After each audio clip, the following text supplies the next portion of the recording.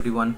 Today I will discuss Windows Server 2022 administration. First of all, introduce myself. My name is Apurva Saha and I am from Kolkata.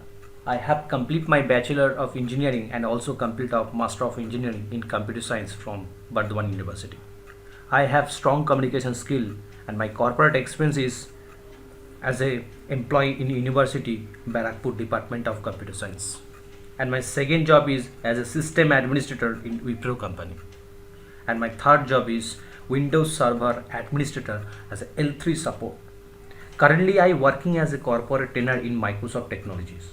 And I have certified Microsoft means MCSE Microsoft Certified Solution Expert was a certification for IT professional who demonstrate expertise in Microsoft Technologies.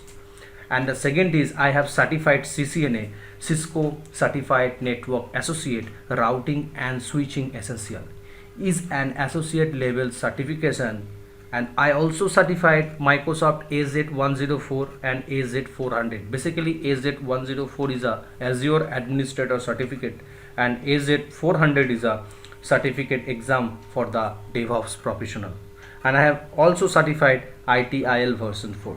That's it. Thank you so much.